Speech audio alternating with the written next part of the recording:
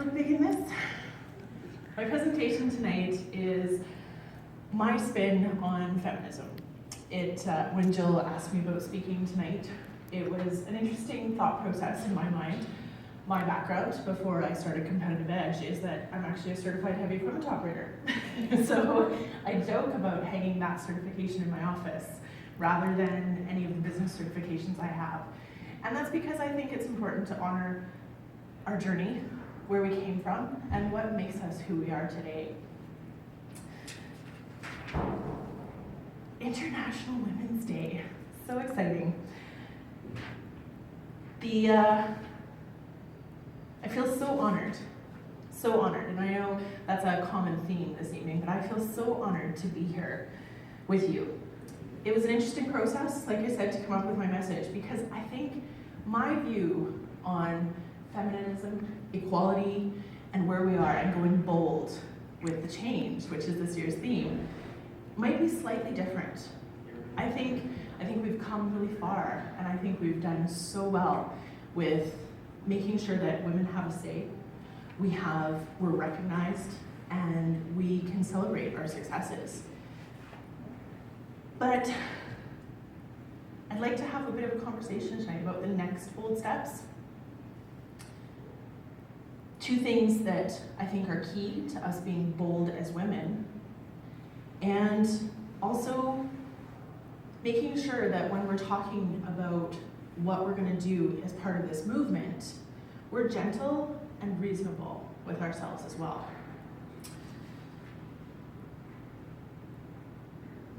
There we go. So there's some really interesting facts when you look at what's happened in the feminist movement.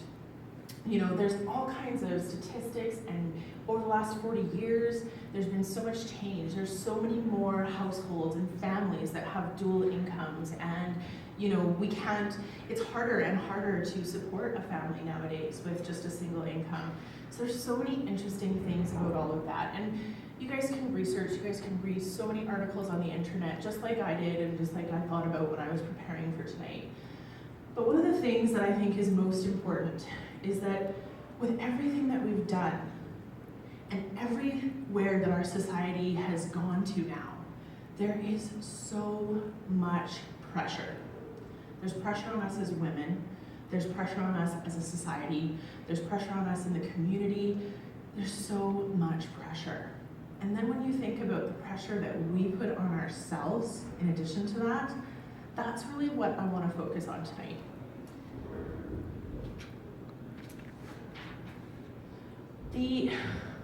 So I believe that we have more opportunity and equality than we ever have. It's been a long road, but we are making progress and we are making a difference.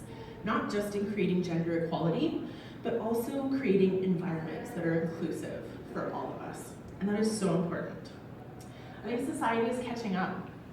My husband is from a Mennonite background and a very large family. And the poor guy met me. I don't want children, never did, and he was okay with that. And one of the really important things is that when his family questioned us about our decision to not have children, it was surprising to them and they had a hard time accepting it at first, not because they weren't supportive and they weren't accepting, but because it just wasn't what they knew. And I think that's an important something that we have to recognize in society now, is that we aren't battling controversy and we're not getting so much conflict around our decisions.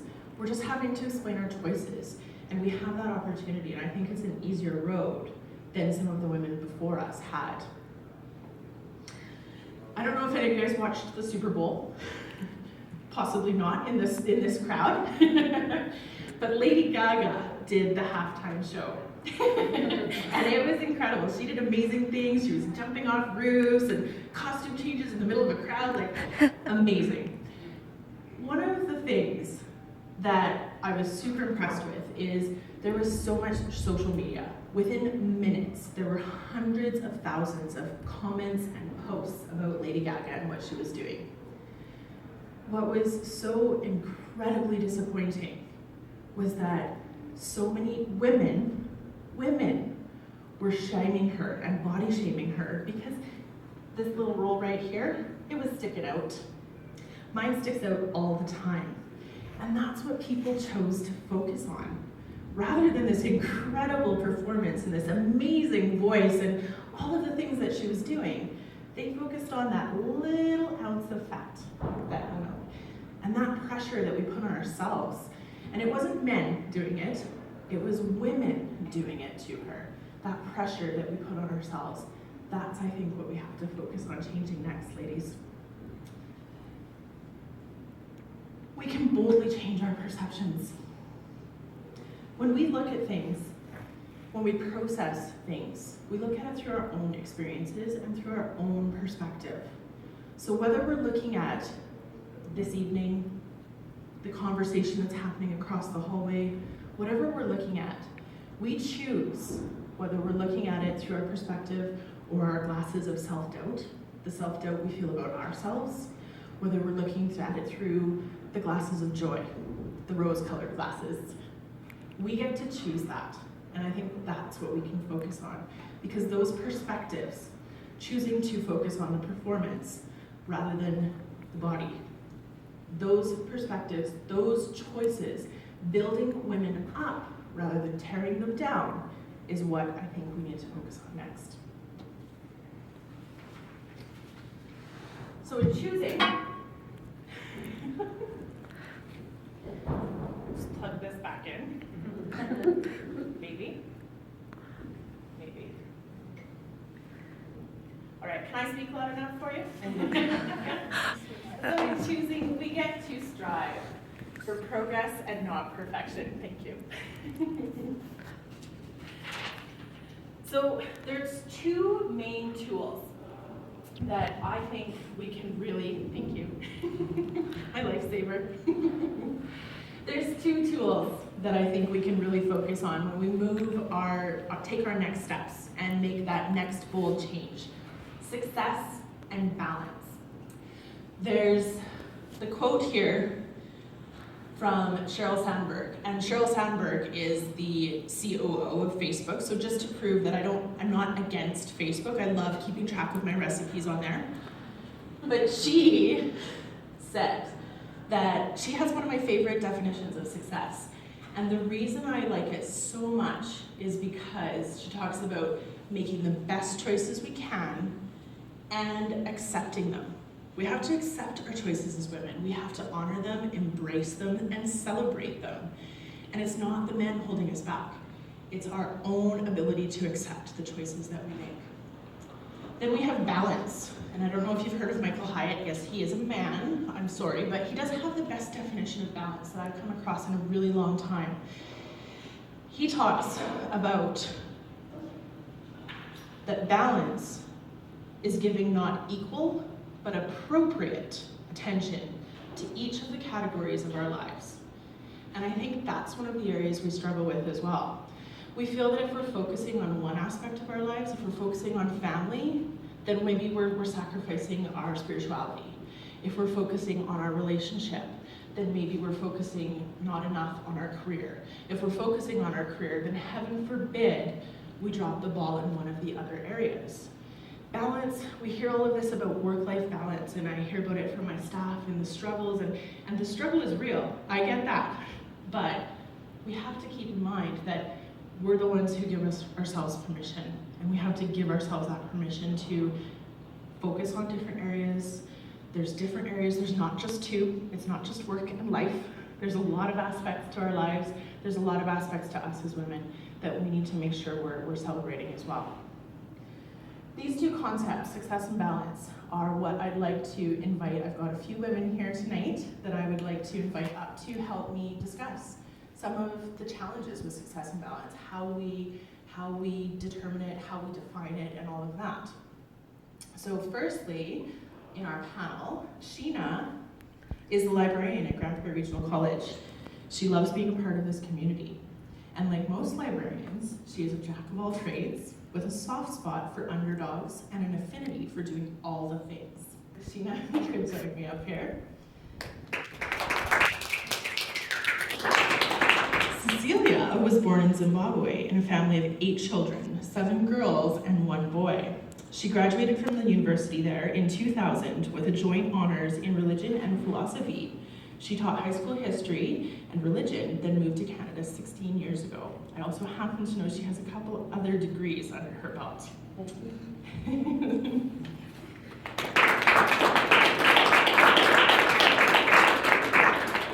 And Danielle started her journey in southern BC before she moved to Grand Prairie. She is a wife and was a treasured member of Competitive Edge for several years before having her son Oliver, who is now a 1.5 years. Thank you, Danielle. So I asked these ladies to come up and help me out because they each have really interesting, make sure I don't unplug this again, really interesting and great perspectives.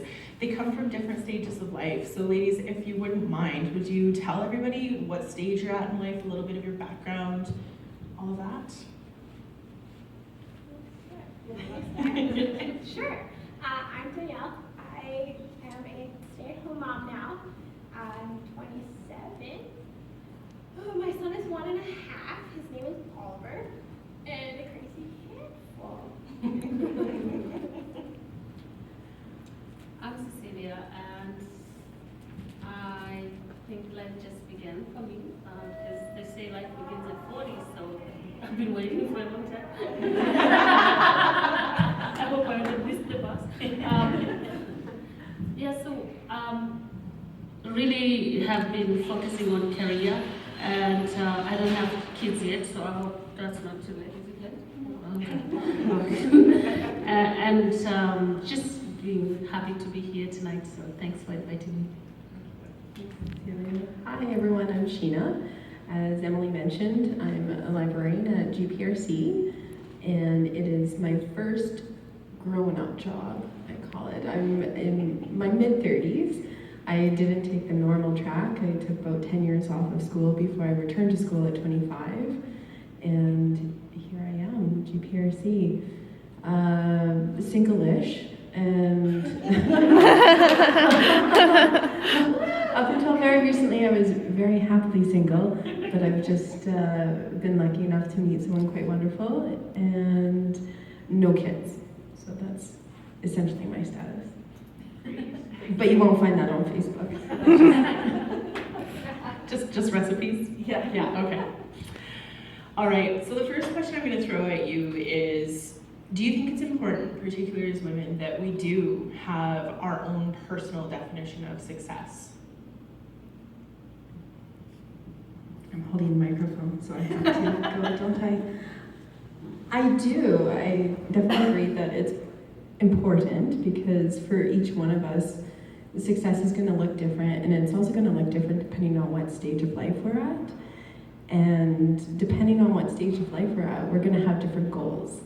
And unless it's us creating our own definition, we're always going to be striving to be like someone else, instead of embodying some of these virtues that Susan introduced to us earlier. So we definitely need to define our own definition, otherwise we're just going to be in a cycle of unhappiness, I believe. Thank you. Yeah, I actually believe the same, and I guess my journey that I made coming all the way from Africa, I was born, Zimbabwe was Rhodesia, so it was a British colony like many of the countries in the world. So coming to Canada was a bold step in starting a life again. So it sounds like I'm always starting life. And so I struggled with finding who I am, because the person that I knew back home sort of disappeared, because I was struggling. I wanted to fit in.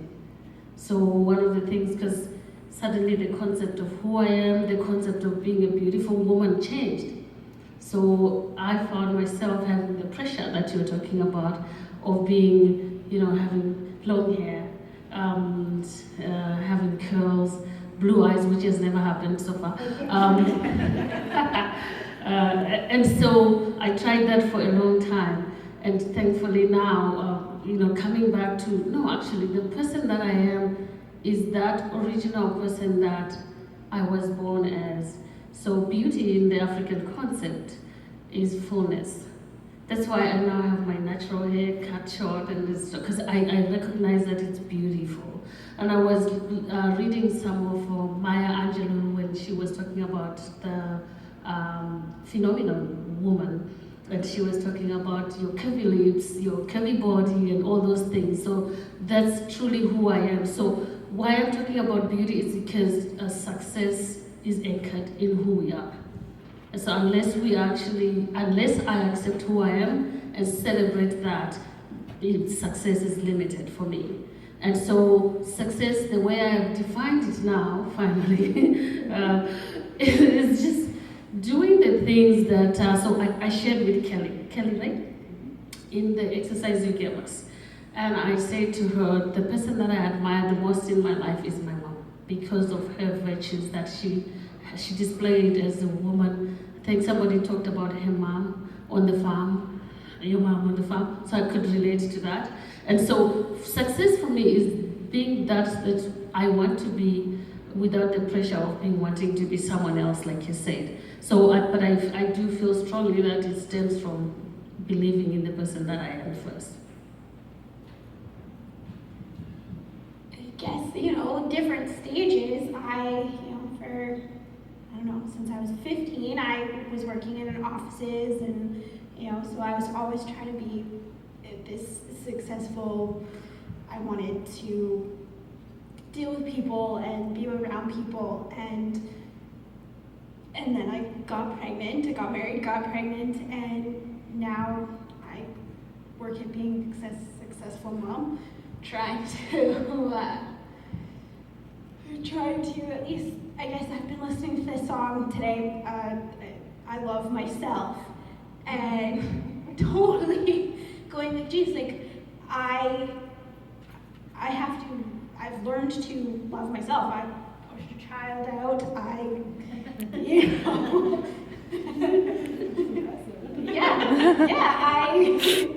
gained weight, and instead of, going, I hate my body, I need to change, it's, embracing that,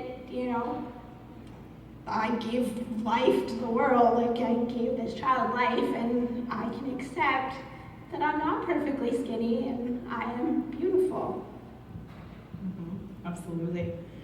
So what are some of the strategies or tools that you ladies use to define success for yourself, and how do you have to revamp that definition at different stages or throughout different stages in your life? Okay, so for me, the tools have always been mostly listening to what I'm passionate about. So I come from a background which is passionate about education. Of course, we were brought up by the British, right? So education was the thing. So in my early 20s, 30s, my passion was going to school.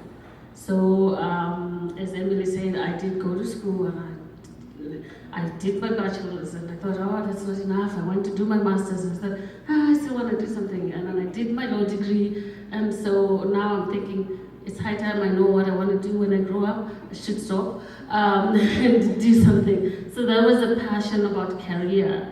And I do work for Alberta Health Services right now, so I'm not practicing law. Where I work, I have always told people, because I have this battalion of people that report to me, and I think that stage of being worried about taking care of everybody is almost passing me now. I want to do something that I just enjoy. So I don't enjoy having people report to me. I want to do something that I feel I can make a difference. And so I'm looking into what can I tap into, because my master's degree was in humanitarian work. My law degree is more, I was hoping I could do something with human rights. So now I'm focusing more on what is it that I can do to feel I'm making a difference, and that brings me satisfaction. So those are some of the tools that I've used in terms of following my passion. So it's not so much about the money or these are the things that are drivers, but it's more about what is it that when I go home I feel that was a good day, I've made a difference. Before you pass it on, I just want to have you elaborate a little bit. You're talking about doing something more for yourself now. Yes. What feelings come along with making that decision, and is it comfortable for you to decide to do that? It wasn't comfortable at first because I'm a person of high energy. So I did most of my schooling while I worked. So I'm a go, go, go, go, go person. But then when that feeling started to come along all the time, then one of the tools that I use in my life is meditation and reflection. And when something is coming back to me, then it's telling me something. So I said, okay, so I do feel that this thought is coming back to me that I'm okay what I'm doing, but I'm not getting the satisfaction. So what is it saying to me? So it hasn't been easy actually coming to that decision to say yes, because it's about the being bold and having a change, right? So it's comfortable where I am. I have been in my job for 11 years and I know all the ins and outs, and so starting something that is new because I want to do something different that I feel happy about, it's gonna be taking a risk and being bold. Yeah. So the funny thing is that in my grade 8 yearbook, in Moose Jaw, we go from elementary school from K to grade 8, and so grade 8 we graduated and then went on to high school. So that was our big yearbook where we had like a little outfit and the little descriptions. And so grade 8, what do you want to be when you grow up? Successful. That is like little Sheena has always wanted to be successful. At that point, I don't think I really had a definition of what that meant, but at this point, I know that in my head, it meant being one of those ladies walking to work in their business suit, but with running shoes on. Like that's what I wanted to be. I wanted to be that kind of lady, you know? And then, like I said, I took a different track. Everyone else that I went to high school with went on to university, and I've always marched to the beat of my own drum. I'm not weird, I'm different. But so I did my own thing for about 10 years, and then I returned to school, and then I felt like I was back on track. I felt like I was doing the right thing. And so I did my BA in history and political science, and all throughout that, a secret dream that I kept to myself was that I wanted to get into library school. I wanted to be a librarian. And then I kept up my marks because that was my goal, right? I was going to be successful at this. And then I applied for library school, I got in, and then when you're in library school, everyone, what do you want to be? Do you want to be a children's librarian, a public librarian, special librarian? And I always wanted to be a librarian at a smaller academic institution. And so then I ended up here at GPRC having my dream job, right? It's just perfect for me, and I love what I do so much. But then, here I am, 35, and I feel like I'm on this precipice. Like, okay, I've done it. Like, I'm a success. I fly to Edmonton every month for meetings. Really. She wears her running shoes. Yeah, I wear my running shoes on the plane. But at the end of the day, I feel like this success is so almost only external, and now I'm working much more on the internal side of success. And I think that I'm terrible at meditation. I try to do it. So instead what I do is a lot of yoga, because I think that at the end of the day, I'm a success if I've worked as hard as I can. I'm super lucky if I've made a difference for someone while working, and if I have, like in your one quote where you can make the best decisions that you can. And I think a huge part of that is having the freedom to make decisions and choices. And so I need to take advantage of the position that I'm in and able to make the best choices that I can with integrity and with a mind towards the wider community that I'm in. And if I can sleep well at night, that's my definition of success now. And if you see me walking to work in running shoes, please know that it's me. Say hi. What was your question again? See, I will, my lover. She's just not scared of anything. which one did I ask? How do you define it? What are some of the strategies or tools you use to define your success? And you're in a really different position, Danielle. I mean, with a toddler who I've seen, he keeps her very busy, as most toddlers do. So how do you define your success now that, that's your focus? Keeping him alive.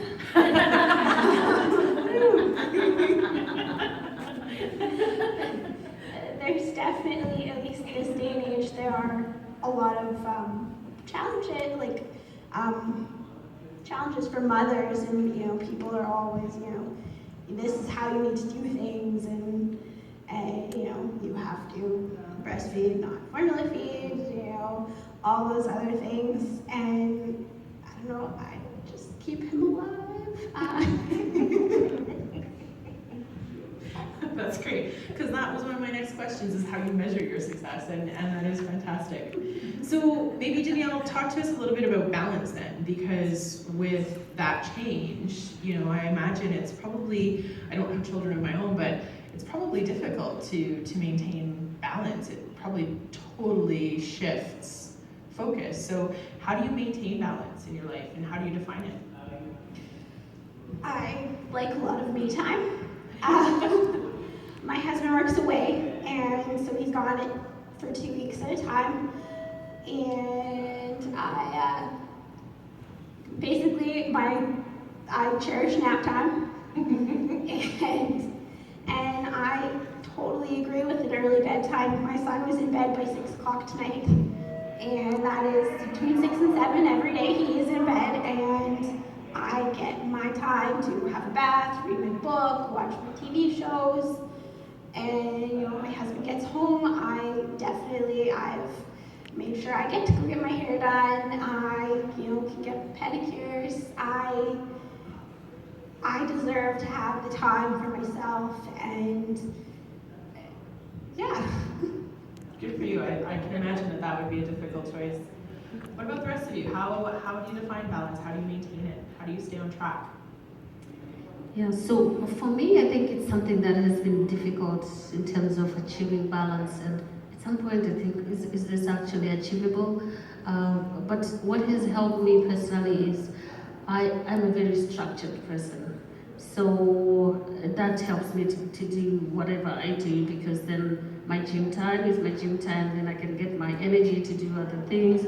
Plus it's hard keeping up with siblings, because I don't have kids of my own yet, but I've got 7 siblings, and they're in different countries. So remembering the time difference between New Zealand and England and Africa, and so otherwise I'll be up all night long just trying to catch up. So I do plan a lot, and I structure my stuff. And as well, in terms of balance, I think one of the things that is a philosophy of my life is that I do the best I can in everything that I do. I don't have to try and do what is impossible, but I do the best I can.